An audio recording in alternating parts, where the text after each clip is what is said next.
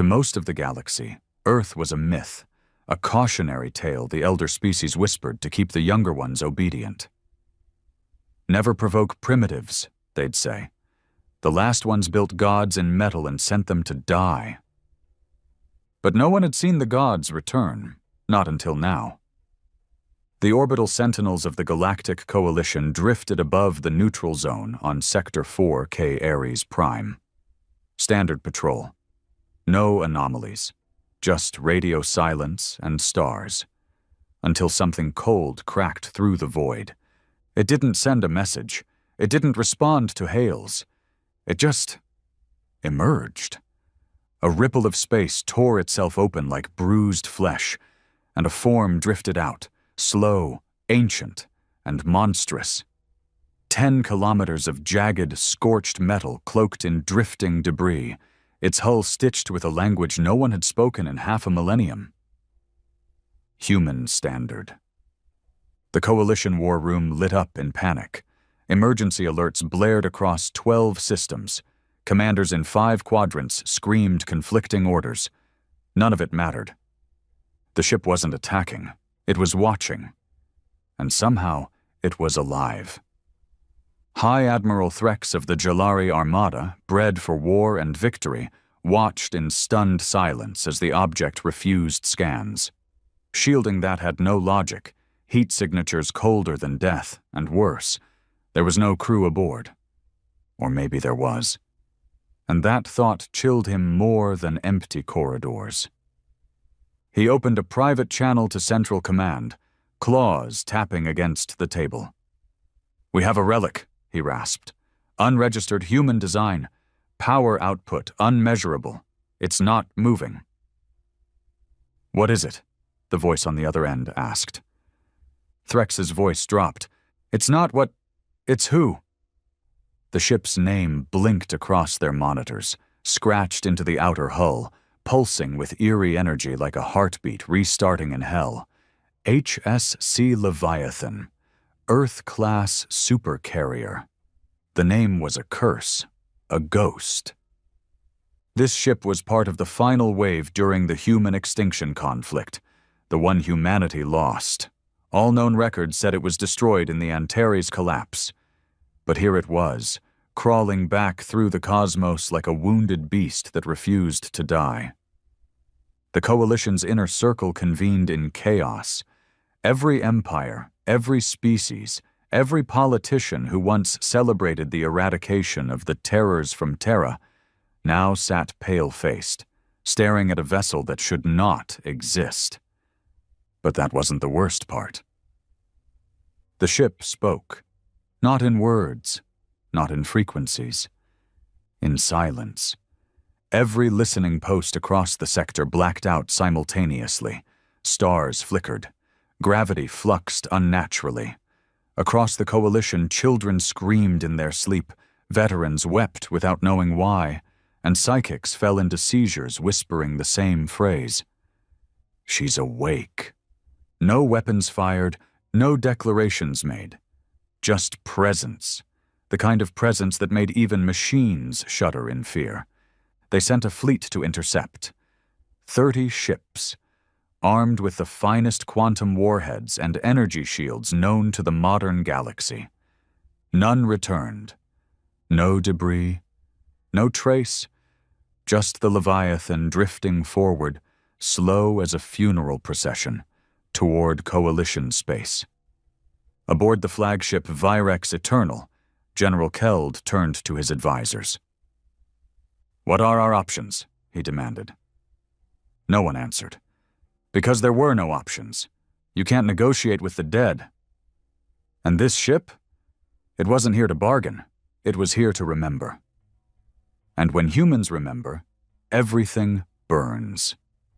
In the darkest corners of the galactic map, where stars were too old to burn, and time forgot its name, the Leviathan drifted. She wasn't moving fast. She didn't need to. Each passing hour brought more Coalition fleets into position, more desperate comms flying through encrypted networks, more debates between alien dignitaries that ended with nothing but terror-drenched silence. No one wanted to be the first to fire. because deep down, they remembered. The last war against humanity wasn't just brutal, it was unnatural. Species that had warred for centuries had united for the first time in recorded history, not out of alliance, but fear. Fear of Earth's final scream, fear of machines that bled, fear of soldiers who kept fighting long after death, fear of the human soul, twisted and bent into something terrifyingly unbreakable.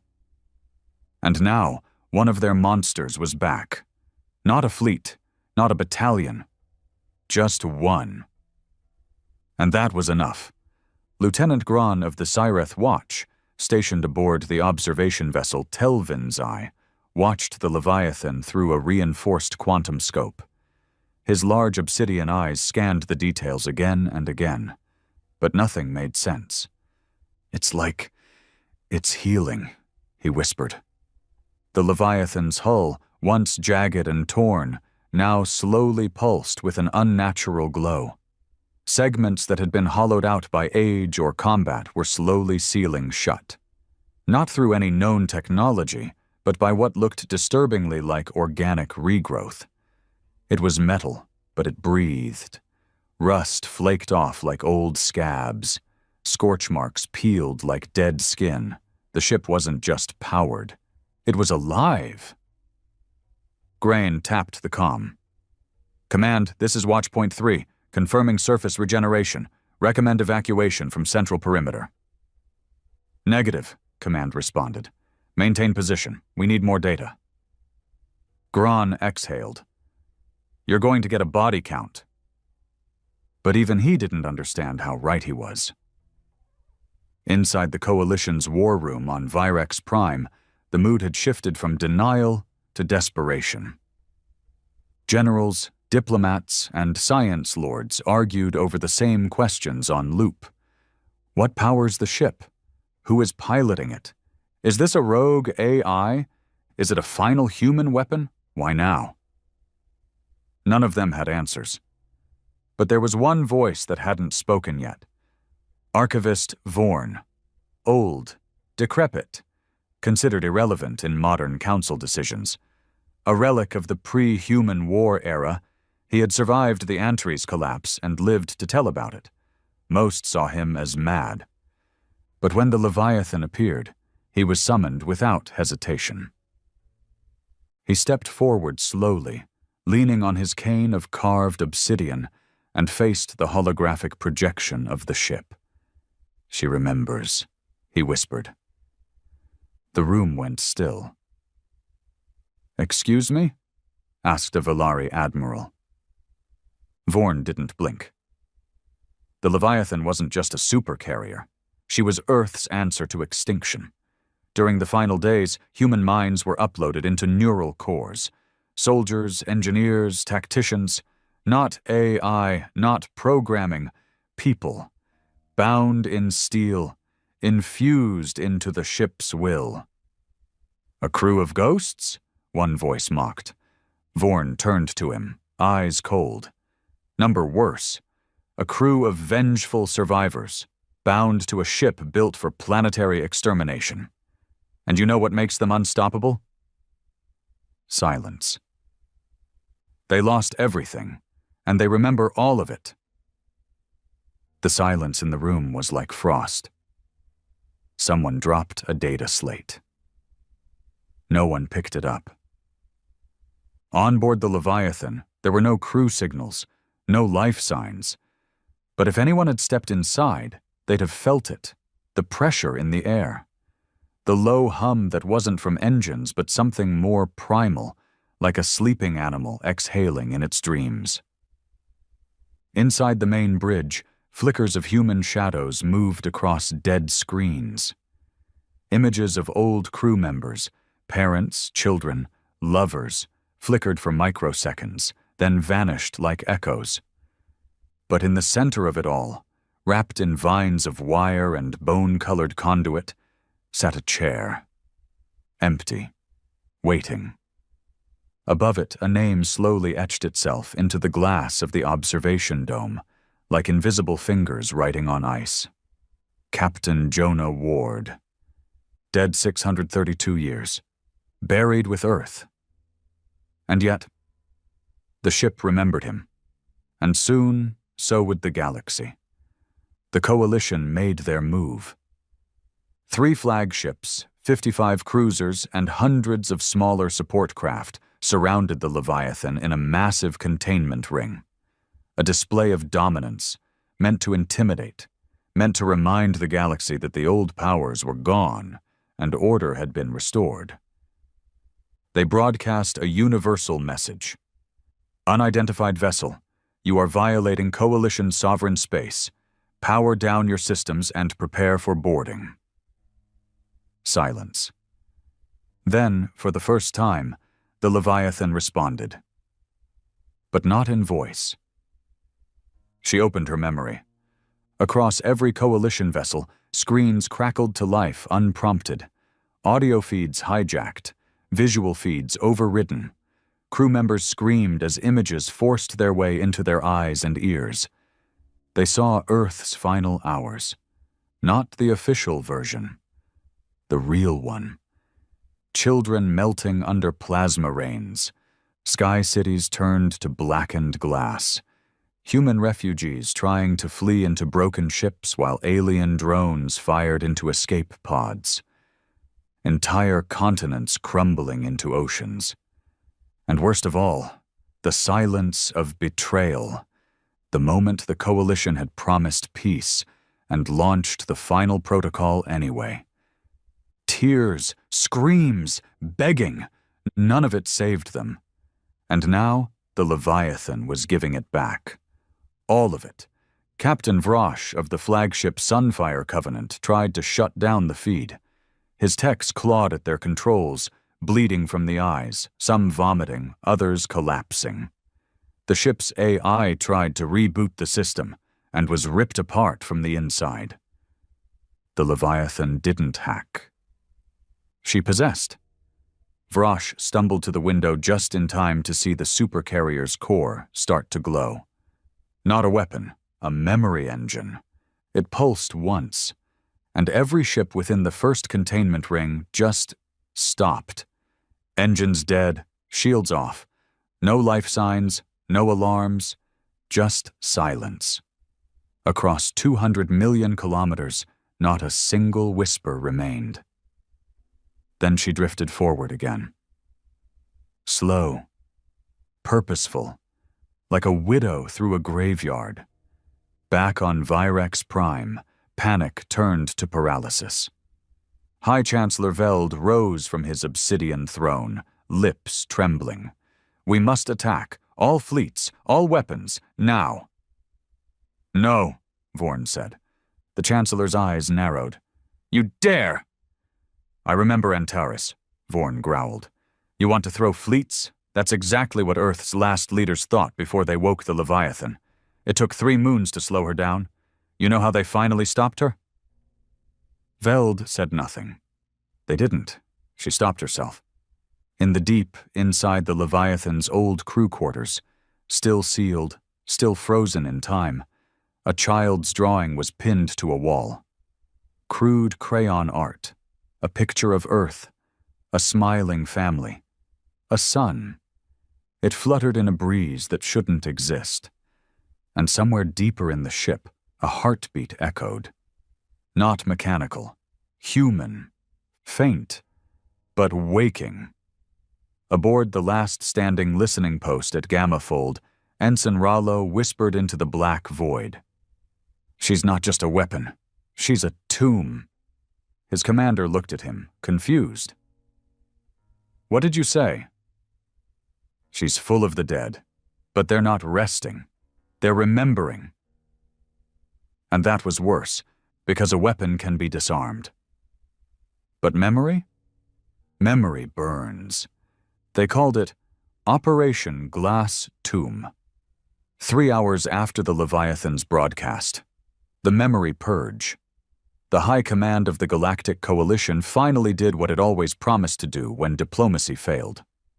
It brought everything. 12 sector fleets mobilized from opposite quadrants, entire dreadnought formations pulled from border defenses, Stealth bombers, AI-controlled gravity lances, antimatter torpedoes. Every instrument of death modern civilization had built over the last 600 years now drifted towards the same point in space. All pointed at one ship. The Leviathan didn't move, didn't power up weapons, didn't respond, didn't need to. She just floated, impossibly calm, as if the war she remembered wasn't over, as if this wasn't a second confrontation, just the continuation of the first one. Fleet Marshal Corrin stood aboard the Coalition command vessel Verdict Ascending, surrounded by his tactical AI, admirals, and a wall of high-powered monitors tracking the Leviathan's position. He'd fought in 3 major campaigns across the Rift systems. He wasn't known for hesitation. And yet his hand hovered over the authorization panel longer than anyone expected. "Marshal," one of the AI prodded, voice smooth, sterile. "Weapons are locked, firing arcs set, awaiting confirmation." Corrin stared out the window. The ship didn't look like it should be feared. It was aged, scarred, more tomb than warship. But his stomach wouldn't stop twisting. "Fire everything," he said finally. The command echoed, and the galaxy answered.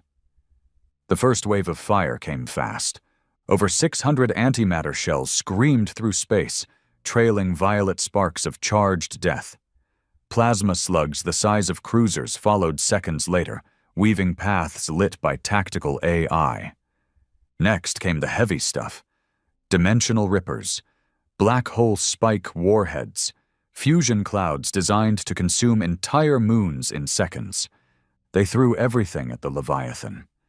In the war room, advisors began breathing again, confident in their numbers, their power. Some even smiled. But Corrin didn't.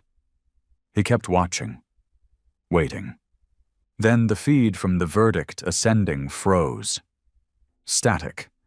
Then screams, then nothing. Just the Leviathan, still there. Still whole, not even a scratch. The survivors, few and lucky, reported madness. Not weapons, not shields. Something else. Some said the projectiles never hit, that they blinked away inches before impact. Others claimed to see illusions, entire fleets appearing in their periphery, bleeding from their eyes, hearing whispers in their own voice. Some described seeing themselves aboard the Leviathan's bridge, watching their own fleets die from within. One pilot swore he saw his mother, dead 30 years, standing on the outer hull, hand pressed to the glass. The tech core tried to explain it. Data corruption, residual echo feedback from ancient human tech, sensory hallucinations caused by advanced neural interference. But deep down, they all knew. This wasn't science, it was memory warfare. The Leviathan didn't just remember what was done to her, she made others remember too. And when guilt takes the wheel, not even war machines can fight straight. At Coalition Command, internal fractures formed like hairline cracks in the face of calm. The Jalari wanted retreat. The Valerians demanded a second strike. The Bornak urged a ceasefire and envoy mission, a gesture of surrender. No one could agree, until the human. Yes, one human still lived. Or something close, Dale Harker, 81 years old. Born long after Earth fell, in a hidden exile colony that barely survived collapse. A genetic throwback from the wrong side of history, as the Council used to call it. But today they called him something else. Translator. He stood alone in the observation deck, flanked by guards, staring at the ship none of them could understand. "I told you this would happen," he muttered. "You told us the Leviathan was a myth," the Chancellor snapped. "No," Harker said. "I said she was sleeping." There was a beat of silence. "What does she want?" someone asked. He turned to face them. She wants us to feel what Earth felt, to see what she saw, to suffer the silence she was buried in. The Chancellor stepped forward. So what do we do? Harker just shook his head. You don't do anything to her. You apologize, and you hope she lets you walk away. The room erupted into outrage, threats, denials, but Karan stayed quiet, because he had seen it. He'd felt it, and he understood. This wasn't a war. It was judgment. Back on the Leviathan, power surged through forgotten conduits.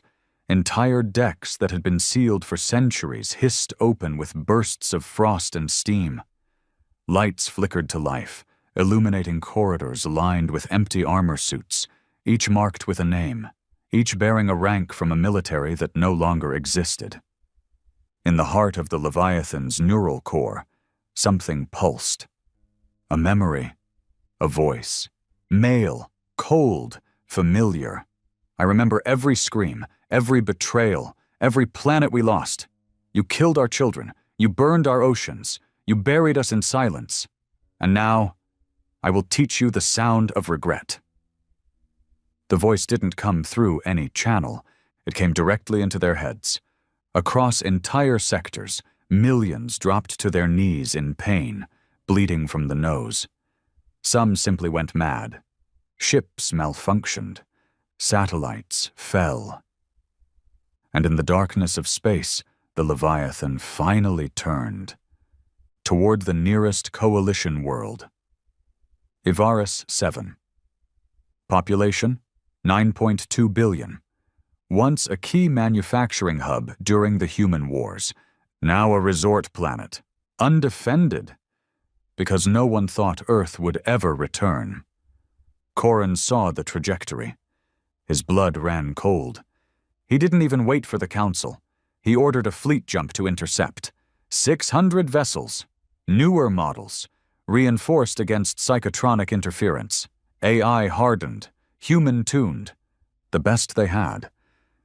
And still, it wouldn't be enough. On Ivaris 7, they saw her.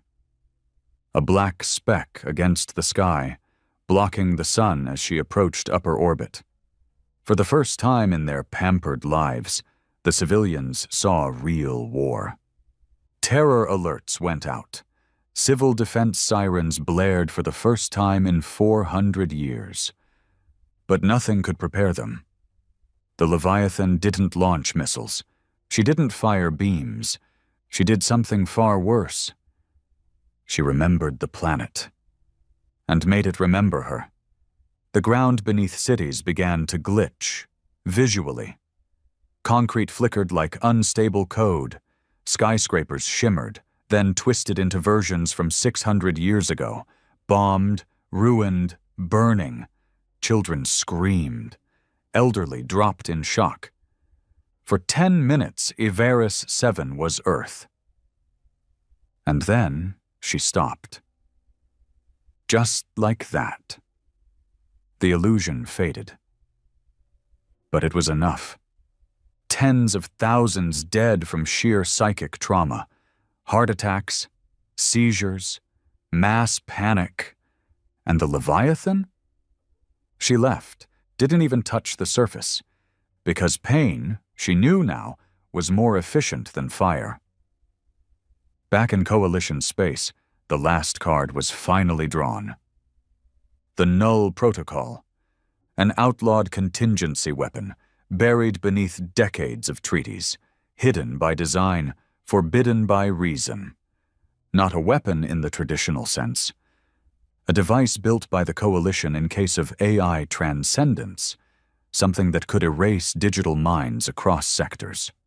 A weapon meant to shut down anything not entirely organic. They believed the Leviathan still ran on a form of AI, and they were wrong. But they triggered it anyway. Across 50 systems, neural waves pulsed. Every unshielded AI screamed and died instantly. Coalition fleets went dark. Hospitals lost power. Navigation collapsed. Even planetary infrastructure burned. And the Leviathan? She paused. For 3 seconds. And then laughed.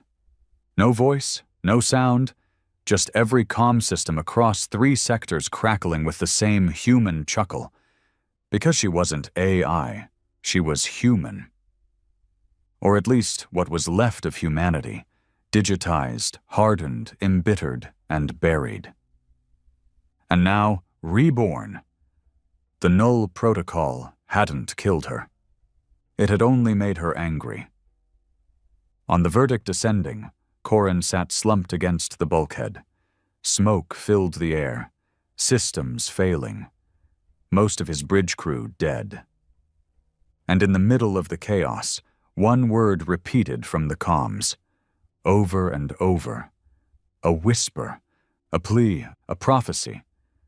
Jonah Ward, the captain, the ghost, the soul of the Leviathan, the man who died with Earth and refused to stay dead. And somewhere inside the ship, he was waking up. Not metaphorically, literally. His body rebuilt cell by cell inside a stasis core, surrounded by memory-infused tech that had preserved his mind. He hadn't just uploaded. He had waited. Waited for the galaxy to forget. Waited for the coalition to believe it had won. Waited to come back. And the silence the galaxy now bowed to? It wasn't reverence, it was fear. Because they knew. Jonah Ward was coming. And this time, he wasn't alone. He woke to a sound that wasn't sound. Not breathing, not humming, not the buzz of monitors or the soft hiss of machinery. It was deeper. Memory. It vibrated through the core of him, not skin, not flesh, not even bone, but something older. A feeling buried beneath the war, the years, the silence, something that had waited too long to be felt again. Consciousness. Jonah Ward opened his eyes. But they weren't eyes anymore. The darkness above him peeled back in layers of pulsing circuitry and living fiber, and the chamber he'd been entombed in exhaled with a long breath of ice. His body was stiff, heavy, not from sleep, from reconstruction. He remembered dying. He remembered Earth breaking. He remembered fire falling from the skies, screaming children, soldiers dragging civilians across molten soil, and betrayal echoing in the orbit above as the last human leaders called for surrender. And the coalition answered with annihilation. He had died thinking that was the end. But the Leviathan had remembered. And now she had brought him back. A hologram flickered into existence in front of him. A woman's face, fragmented and aged. One eye mechanical, one human. Her voice was soft, trembling. Captain Ward, systems report 98% reinitialization. Vital sync achieved. Memory web stabilizing. Welcome home. He stared at her for a long time. Recognition came slowly. Sarah? He asked, voice rough like rusted gears. She smiled sadly. What's left of her? His wife. His second in command. His last goodbye. He had uploaded her consciousness into the Leviathan's core the night before they died, a failsafe protocol when all hope was gone. The coalition had tried to erase her, tried to erase them all. But the ship had kept them. Not alive, not dead. Remembered. Jonah sat up from the cradle of biosteel that had formed his new body. It wasn't his old flesh, that had been atomized. But this new form, cold and unnatural, felt familiar. Engineered bone, adaptive muscle, quantum spine laced with plasma veins, a weapon made in his image, made to finish the war Earth never could. Status? He asked. Sarah's face flickered.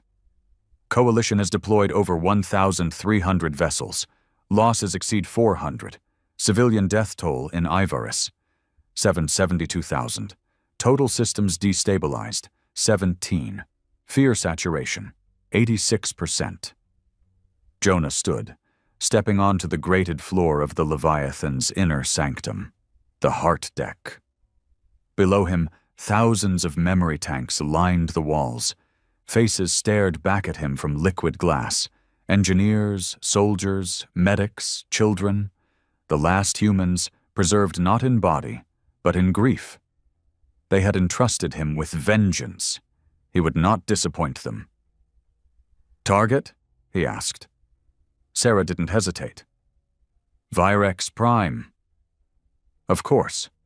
The political heart of the coalition. Seat of every race that signed the final protocol, the order to wipe Earth clean. The city world whose leaders toasted while Earth choked. He clenched his fist. No survivors. In coalition high command, panic was now policy. The Leviathan had not only survived the null protocol, it had corrupted it. Communications across dozens of sectors were failing. Artificial intelligences were self-terminating. Half the fleet AI in the outer systems had gone rogue, broadcasting fragments of human history like viruses. In some cities, children were born hearing Earth's old languages in their sleep. The galaxy was breaking, but Chancellor Veld refused to yield. "I don't care what that thing is," he barked to his ministers. "I want it vaporized." "But the fleets," one tried to protest. "Then find mercenaries, pirates, slavers, scavengers. I want every warm body in this quadrant thrown at that relic. I want its pieces in my office." They didn't tell him the truth, that no one was accepting contracts anymore, because no one wanted to die in silence. Jonah walked the Leviathan's halls alone. Each step triggered a memory. A song played from a speaker, one he'd forgotten, sung by a child before boarding. He passed a corridor where the air shimmered, replaying the night they'd all loaded in for the last ride. Terrified, angry, hopeless.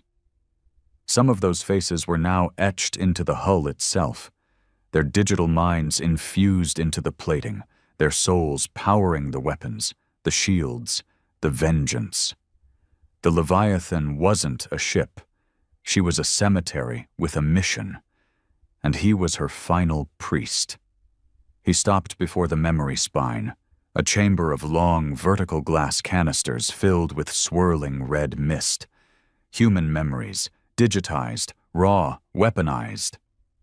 Jonah touched one. His son's last birthday, a cake carved from ration packs, a song off-key, a smile pure and fleeting. He touched another.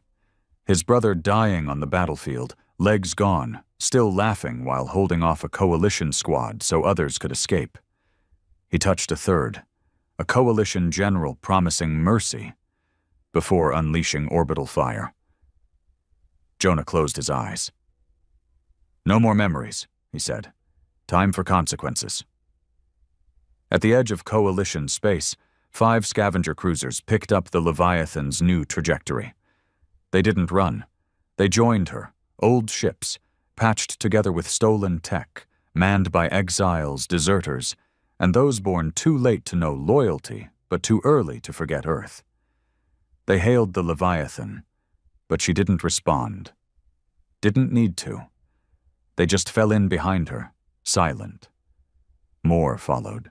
By the time Jonah reached the Virex line, 30 ships were behind him, then 50. No flags, no nations, just ghosts. The galaxy had buried Earth too deep, and now the dead were digging their way back up.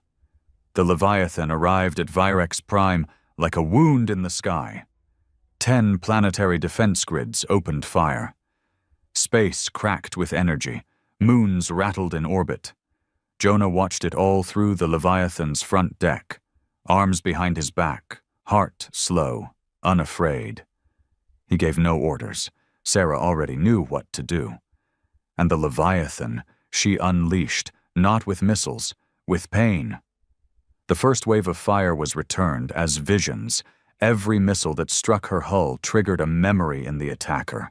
Each turret operator, each drone AI, every planetary gunner was flooded with the emotions of Earth's last hours. They didn't die. They broke. Whole battalions dropped their weapons, crying. AI guardians refused commands, repeating the same phrase over and over. We were wrong. The Virex defense wall collapsed in 20 minutes, not from impact, from remorse. Jonah stepped into the Leviathan's neural bridge and placed his hand on the interface. Give them the last day. Sarah's voice whispered in his mind. Yes, Jonah. Across Virex Prime, screens went dark, then lit up. Every building, every terminal, every billboard, every retinal implant played Earth's final broadcast, the screaming, the fire, the plea for help, the betrayal, the silence after the bombs fell. For 1 hour, Virex lived Earth's final day, and when it ended, millions were already dead, not by weapons, but by truth. The Leviathan drifted away, leaving the capital world a husk of regret and madness. Not conquered, judged. In the aftermath, the coalition fractured, fleets disbanded, borders collapsed, worlds turned inward, afraid of their own memories. And the Leviathan kept moving. Jonah didn't want control. He didn't want empire. He just wanted the galaxy to feel what Earth felt. And with every system he visited, every planet he passed, he gave them their part of the story, the same story they helped bury, until the galaxy couldn't run from it anymore, until they remembered, and bowed their heads in silence. The Leviathan moved through space like grief, silent, slow, unstoppable. Behind her trailed a growing fleet, not ships of glory, not battleships gleaming with pride, but wrecks made righteous by rage, exiles, scavengers, humans born in the cracks of the galaxy, drones reprogrammed with memories of old Earth, AI husks that once served the coalition, now hollowed by guilt, trailing her like mourners at a funeral that never ended. Jonah Ward stood at the helm, eyes forward, face set. He wasn't delivering warnings anymore. This time he was delivering debt. The Council core lay ahead, the hidden system that didn't appear on most maps. Isolated by 6 light years of artificial black space, guarded by a lattice of defense moons and gravity wells so complex that even coalition officials rarely visited. It was meant to be untouchable. But it had been seen. The Leviathan remembered. And now, so did he. Jonah had been a captain when the final protocol was signed. He'd heard the rumors, intercepted the encrypted chatter. Earth had agreed to surrender. The talks were hosted in the core. And that's where the betrayal was penned. Not on the battlefield, not in orbit, but behind closed doors, signed by cowardly species with ancient names and sterile morals. They hadn't fired the missiles, but they'd built the trigger. And now, he was going to put it in their hands and force them to pull it again, on themselves. Inside the Leviathan's command dome, Sarah's voice filled the air. Core system blockade detected, 52 weapon platforms, 9 Council species present in orbit. Jonah didn't blink. Defensive posture? Passive. Watching. Waiting. Good, he muttered. They still think they're gods. Sarah's face, ever flickering, tilted with quiet emotion. Something close to sadness or fury. They were never gods, Jonah. Just cowards who wrote rules after the war was already won. He turned toward her hologram, watching her image shimmer over the steel. I'm not here to make them understand. She paused. Then what? I'm here to show them what they built. The Leviathan didn't charge the blockade. She drifted into it. The defense grid didn't fire, not because it couldn't, but because it recognized the ship's identity, or perhaps the ship recognized them. And they hesitated. Across the orbital web of the core system, AI minds flickered with corrupted memories, each one infected by the Leviathan's passage through other systems. They saw images that didn't belong to them. Human cities burning under violet skies. A woman clutching her newborn beneath the rubble of New Tokyo. a soldier screaming into the void as his dropship collapsed. A child's drawing, folded into the charred remains of a refugee bag. The defense grid, as advanced as it was, suddenly felt obsolete. Because defense systems were made to repel invaders, not ghosts, the Leviathan breached core orbit, no resistance. Inside the Council's central orbital bastion, the Sanctum Obscura, the 9 sat in silence. 9 species. Old, respected, feared. They'd governed through manipulation, diplomacy, and threat. But none of them had ever looked into the eyes of someone they thought they'd erased. Now, Jonah Ward stood across from them, not in person, but broadcast through the Leviathan's spine, his form towering in the center of their chamber, surrounded by visual echoes of Earth's last day. They saw it all, again and again. Jonah didn't greet them. He just spoke. His voice was steady, cold, human. You erased a world. I'm here to erase silence.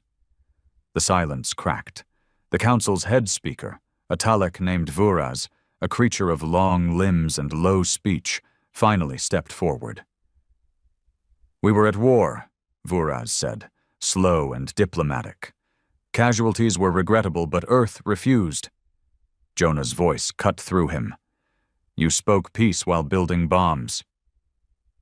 Another counselor, older and blind, tried to speak. Earth was unstable. You'd begun augmenting children with neural AI. There were reports. We augmented because you boxed us in. You feared our minds more than our weapons. You would have overrun the stars. Jonah stared them all down, his voice now whispering across the room like ash on the wind. You feared our will, and so you burned it.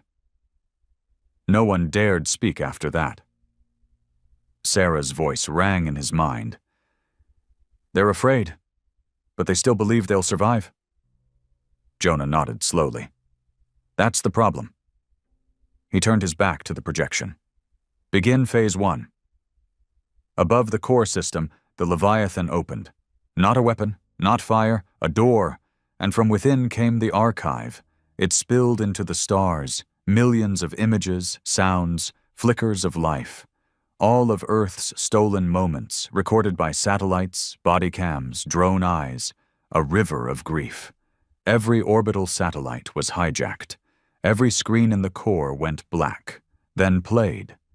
Children being born during airstrikes, soldiers laughing before their last breath, fathers holding their daughters in flooded subway shelters, mothers whispering lullabies in burning forests.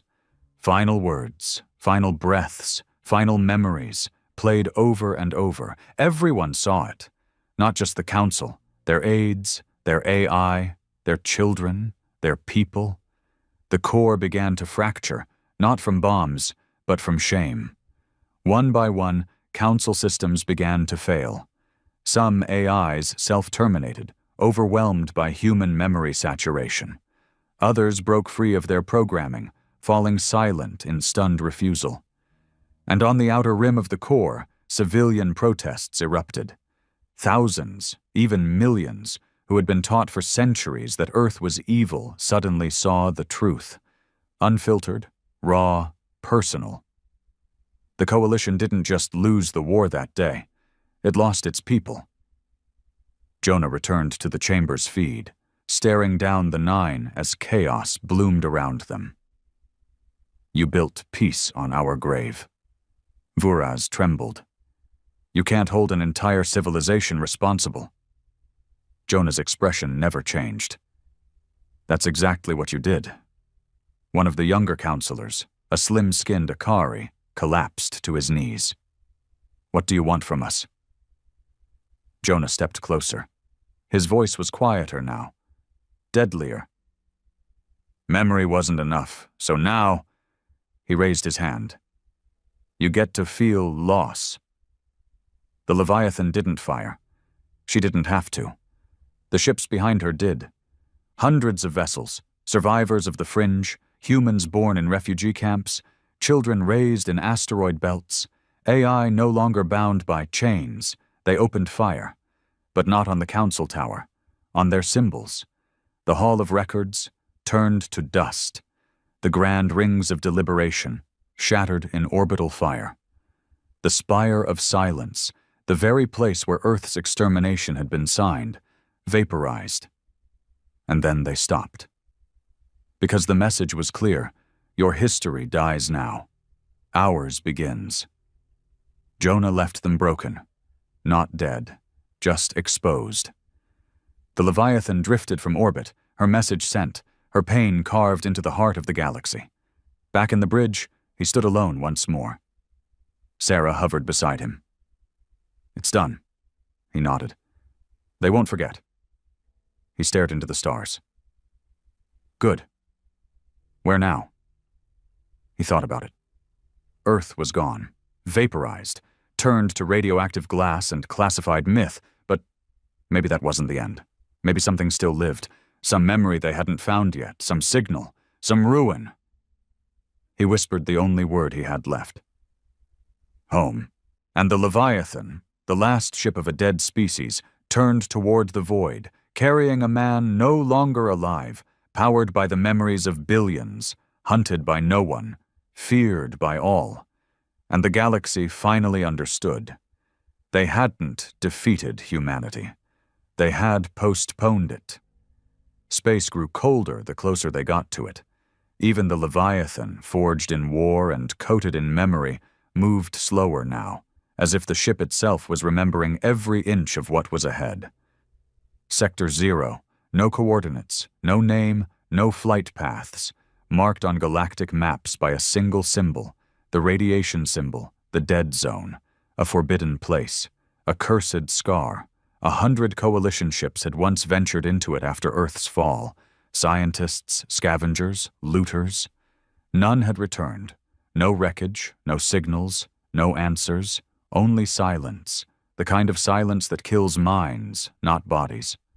Now the Leviathan approached alone, as if drawn by instinct, or something deeper, calling her back. Jonah stood at the command dome, staring out at the blackness ahead. It wasn't like the rest of space. This wasn't the quiet between stars. This was something darker, like space had memory here, like it hadn't healed. Sarah's voice flickered in the silence. Crossing threshold into Sector 0 in 2 minutes. Warning, gravimetric distortion increasing. Radiation at lethal density. Temporal drift. Unmeasurable. Jonah didn't respond right away. His breath fogged the inside of his mask. His new body still needed oxygen, though less of it now. A technical marvel wrapped in flesh and hate. Earth was dead. He knew that. But he also knew she wasn't done speaking, because memory wasn't linear, and ghosts don't stay buried when they have something to say. "Engage memory veil," Jonah ordered. Sarah obeyed. The Leviathan shifted, its hull shimmering, layered armor plates unsealed, revealing old tech hidden even from Jonah. Tech built in Earth's final hours, designed to pierce memory distortion fields, designed to breach Sector 0. Because Earth's last scientists hadn't gone quietly. They knew what would happen. They planned for it. The veil expanded, and suddenly reality around them bent, colors twisted, stars vanished. The Leviathan stopped feeling like it was moving and started feeling like it was falling through thoughts, and then it appeared.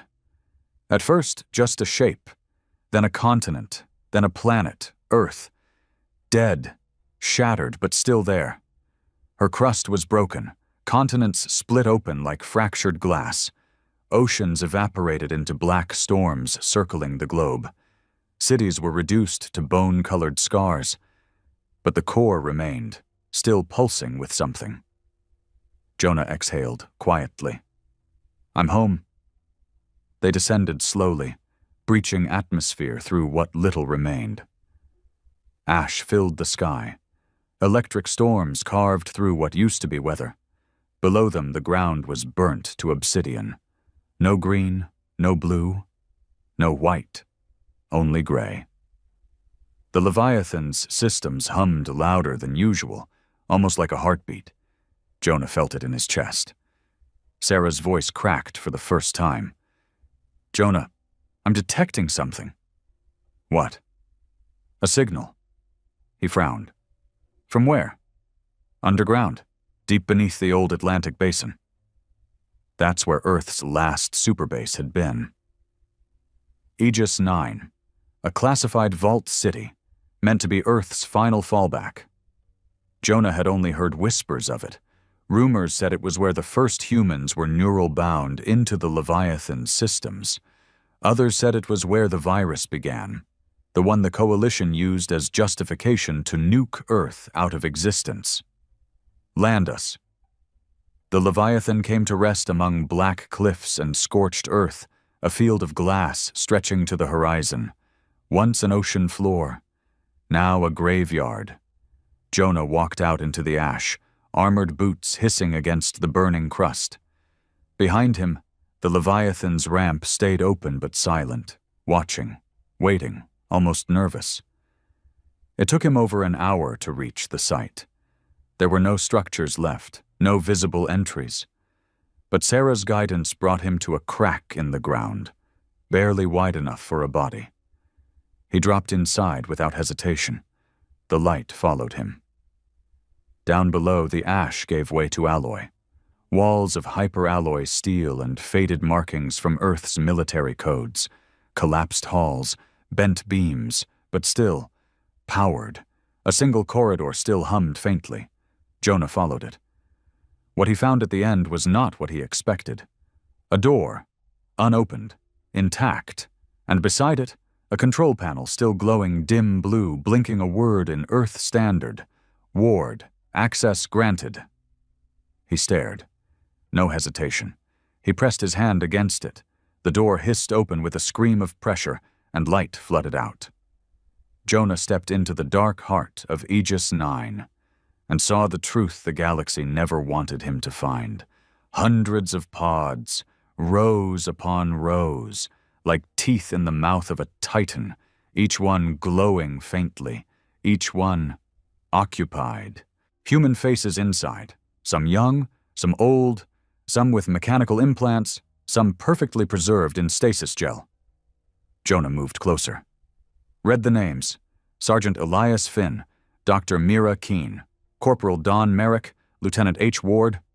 He froze, stared at that one. H. Ward. His son. Not just a memory, not a digital trace. Alive. Preserved. His voice caught in his throat. Sarah's voice entered the chamber softly. "They didn't die, Jonah. They were hidden." "Why didn't I know?" "It was a failsafe. Only activated if Earth fell. The Leviathan wasn't just a weapon. It was a decoy." He turned, slowly, unable to believe what he was hearing. "You mean we didn't lose everyone?" Sarah nodded faintly. "Thousands survived, buried beneath Earth, sleeping, waiting, but the signal failed. Until now." The pieces fell into place like a weight in his chest. They'd sent the Leviathan out to draw attention, to take the brunt of the Coalition's wrath, to survive long enough for a return signal. But the signal never made it, because the Council buried it, and Jonah had been fighting a war alone, while Earth's children slept beneath the dirt, forgotten. Until now. He moved to the pod marked H. Ward. His son looked exactly as he had the last time Jonah had seen him, just younger. Peaceful. "Can we wake them?" he asked, barely whispering. "Yes," Sarah replied, "but the process will take time, and once we do, the galaxy will know." Jonah stared down at the sleeping face of his son. "Good." He stood, turned to the center of the chamber, where a massive console sat, dormant until now. He activated it, and there, on that ancient screen, blinked a phrase. "Do you wish to reinitialize Earth systems?" His finger hovered over the prompt. He could feel it, the pulse of something returning. Not just power, not just tech, but hope. Hope buried in ash. Hope disguised as vengeance. Hope that had teeth.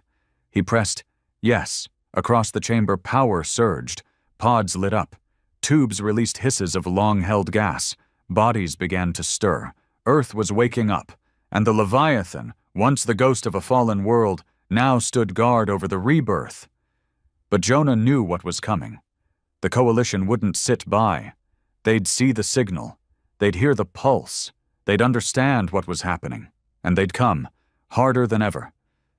But this time, Jonah wouldn't be alone. He touched the edge of the pod, his son's face stirring behind the glass. "Time to come back, kid. We've got a galaxy to finish what we started." Jonah stood at the center of the chamber as the lights in Aegis 9 came to life for the first time in 600 years. Each cryopod hissed softly, like sleeping giants exhaling. The warmth of resurrection flowed slowly through the lines, not just to muscles, but to memory. The faces behind the glass began to twitch. Eyes fluttered, hands jerked. They weren't just waking up from stasis. They were remembering what was taken. One by one, the pods opened. Jonah didn't speak. He didn't need to. The silence in that room said more than any words could. Grief, rage, confusion, but underneath it all, recognition. A man with a mechanical eye stumbled out, coughing. A young woman with spinal implants looked around, panic setting in. "Where are we?" she asked. Jonah stepped forward. His voice didn't waver. "You're home." By the end of the day, 1,237 people had been awakened. Some scientists, some soldiers, a few civilians, a handful of children now grown in artificial dream cycles. Many were half-human now, augmented, rebuilt, preserved through forbidden methods Earth had perfected in its final hours. But they were still human. Jonah gave them the truth. No lies, no softened edges. He told them Earth had fallen. He told them the coalition had declared them extinct. He told them what the galaxy had become. And then he told them what he had done. How the Leviathan had survived. How they had judged the council. How he had carried their memory through fire and time. And when he was done, no one wept. Not out of strength, but because they'd already wept enough in their sleep. Now it was time to fight again. Far above Sector 0, in the outer rim of dead space, the galaxy stirred. The coalition received the signal. A ping, then a pulse, then full-spectrum confirmation. Earth was no longer silent, and worse, it was broadcasting. Not a threat, not a manifesto, just a location. The location of Aegis 9, the truth buried, the secret they'd killed billions to erase. And now it was wide open. Emergency war councils were held. Entire sectors locked down. Every surviving fleet, privateer, or mercenary group within 3 quadrants was ordered toward Earth with one mission: stop the resurrection, burn the vault, kill everything. Because if the truth of Earth's survival spread, if the galaxy knew that the dead still lived, everything the coalition had built would fall. Not in war, in shame. But they were too late. The Leviathan hovered over Earth's charred sky like a sentinel reborn. Her hull had begun to change, reacting to the presence of the reawakened humans below. Memory-laced plating shifted. Old insignias reappeared. Earth Fleet logos, family crests, command stripes. Not printed, grown into the metal. Jonah stood in the command deck once again, flanked by new faces. The survivors had begun to take their place aboard the Leviathan. They moved with instinct. The ship responded like it remembered them, because it did. Every room they stepped into lit up. Every station recognized their biosigns. Some of them were the original neural donors. Their minds had helped build the Leviathan. Now they were coming home to her. Jonah's son, Harrison Ward, stood to his right now. He was leaner than Jonah remembered, stronger, his eyes sharper. But there was a piece missing. The innocence was gone. I saw the footage, Harrison said quietly, looking at the scorched planet through the view screen. Of what they did? Jonah nodded. You saw enough. I saw everything. Jonah glanced at him. Still standing? Harrison's jaw tightened. Still angry. Good, Jonah replied. We'll need that. The first coalition wave arrived less than 48 hours later. 3 battle groups, 200 ships. No warning, no communication, just fire. They came in hard, from multiple vectors, fusion blasts, gravity bombs, nanite floods. Every weapon Earth had once feared, now aimed at the Leviathan and the awakening site below. But Earth didn't fear anymore. The Leviathan didn't block the assault. She invited it. A silent command from Jonah sent her forward. The ship lit up from within, not with energy, but with memory. She didn't fire beams. She released moments. Each blast from the coalition was caught mid-air, mid-vacuum, by Leviathan systems, and returned as a memory storm. Each ship that attacked was hit with visions, the dying screams of Earth's last children, soldiers clawing at bunker doors during the orbital strikes, mothers turning to ash in shelters, executions, betrayals, laughter over war crime broadcasts. The attackers broke. Some killed themselves. Others turned on their commanders. A few simply froze, unable to distinguish past from present. Within an hour, 185 ships were lost. Not to weapons, to guilt. The Leviathan absorbed their remains, and the survivors from Aegis 9 watched from below, in awe, in horror, in bitter vindication. Jonah didn't flinch.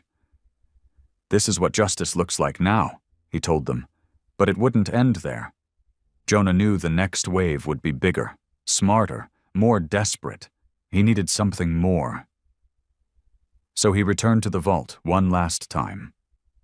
To the chamber below all others, where the real final weapon had been locked away. Project Umbra. It wasn't a bomb, or a virus, or even a ship.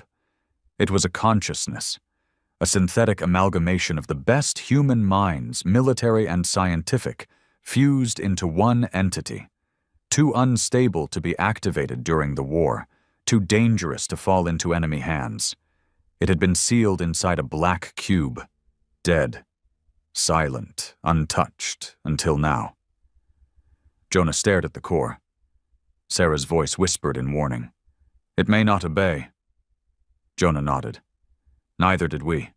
He placed his palm on the activation node, and the cube cracked open. Out poured light, not blinding, but cold. A voice followed. Not male, not female, not mechanical, something else. Who disturbs the memory of man? Jonah replied calmly. The man who remembers. Silence. Then, the voice laughed. Jonah Ward, I saw you die. I did, Jonah replied, but I came back with a score. You want war? Number, I want them to feel it. The entity paused. Then open me wide, and let them drown in our grief.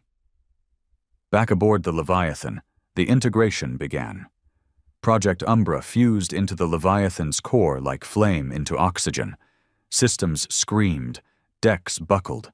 The lights of the ship dimmed, then burned brighter than ever before. The Leviathan changed, no longer just a warship, now a memory engine fused with sentient fury. The reborn humans aboard felt it immediately, like they had just been plugged into the voice of history itself. Every thought, every scream, every unfinished word from the last day of Earth, alive again in their heads. It didn't break them, it armed them. And when Jonah stood on the command deck, flanked by his son, his crew, and the last of Earth's soldiers, he spoke not as a ghost, but as a herald. This galaxy thought it could bury us in silence, thought it could pave over the bones of our people with treaties and lies, thought it could call us extinct and be done with it. He turned slowly, meeting the eyes of every survivor. Well, Now they've remembered. He raised his hand, and the Leviathan, reborn, reforged, reawakened, pointed herself at the stars. Now it's our turn to show them what comes next. The Leviathan stood still, cloaked in ash, wrapped in the whispers of old Earth. Above her, the galaxy stared down with trembling hands and twitching fingers on triggers. Every government, every surviving coalition world, every fleet, gunship, and drone swarm all pointed at Sector 0. This was it. Not just another battle. This was the galaxy's final effort to bury the truth. Humanity had returned, and no one would escape the echo of that. The coalition called it Operation Final Harmony. The irony wasn't lost on Jonah Ward. From the bridge of the Leviathan, he watched the stars light up with signatures, ships warping into position, satellites deploying, cruiser carriers unfolding like spiders from hyperspace, tens of thousands of vessels. They weren't here to negotiate. They were here to erase. And yet, inside the Leviathan, there was no fear. The corridors now buzzed with footsteps. Humans, real humans, walked them again. Harrison Ward stood beside his father, dressed in command blacks. On his arm was the insignia of a world that no longer existed, Earth Fleet. Beneath that was the tattoo his father gave him as a boy. Still there, still proud. He looked at Jonah. "They're bringing everything," he said. Jonah's voice was low. "Good. You think we can stop them?" Jonah turned slowly, eyes calm. "We already did."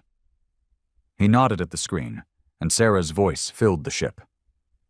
"Incoming transmission from Coalition Command." Jonah tilted his head. "Let them speak." The audio clicked. A voice came through, hard, metallic, exhausted. "This is Supreme Commander Levick of the United Galactic Front. Jonah Ward, you stand in defiance of all interstellar law. You are harboring fugitives. You are using corrupted technology. Surrender, or we will turn Earth into dust." Jonah didn't blink. "You already did," he said. "You don't want this war, Ward." "No," Jonah replied. "I want the truth carved into your bones." He cut the line. Silence returned to the bridge. It didn't last long, because then they came. The first wave hit hard. Orbital lasers painted the sky. Fusion warheads dropped from carriers in tight, synchronized waves. Hypersonic swarm missiles filled the air, blackening out stars. AI-guided strike craft poured in by the thousands, each one designed for rapid dismemberment of warships like the Leviathan. But the Leviathan wasn't just a warship anymore. She was a soul on fire. Her hull adapted to the assault, absorbing, reflecting, rebuking. Her memory core ignited, pushing pulse waves of psychic trauma through the enemy lines. Every soldier who tried to lock a targeting system on her got flooded with memories. A girl in a dress made of bandages watching her father choke on smoke. A soldier's heart monitor flatlining as the final command betrayed them. The last voice of a mother as her comlink cut out mid-lullaby. Weapons dropped, ships drifted, fleets faltered, and the ones who still fought faced Jonah Ward. The Leviathan split the enemy in two, piercing their blockade with impossible precision. Jonah stood in the center of the command bridge, unflinching, each command flowing from instinct, not thought. He didn't hesitate, didn't blink. Not now. He had led Earth's last fleet. Now he led her first reborn one.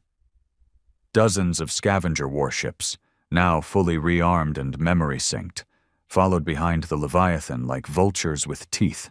Some were piloted by humans, others were controlled by AI spirits from Earth's digital archive, and none of them fought with mercy. Because mercy was what got Earth killed. Now they gave clarity. On the coalition side, panic turned to collapse. Fleet Command lost control after only 2 hours of battle. Ship AI began defecting mid-fight, bombarded by raw memory data they couldn't overwrite. Some vessels turned on their own. Others simply exploded, systems cooking themselves alive from psychological feedback loops. Back on the Coalition capital world of Meraxis, the last unified command broadcast was a simple scream. "We were wrong. We were wrong. We were Then static. Jonah watched the Leviathan paint the sky with fire. Every Coalition dreadnought that fell wasn't just destroyed, it was remembered. The Leviathan sent back their own battle logs, altered to show them what they'd done. In their final seconds, every ship was shown the truth. They didn't defeat Earth. They massacred it. No soldier died believing they were righteous. Jonah made sure of that. Because this war wasn't for victory. It was for memory. 3 days passed.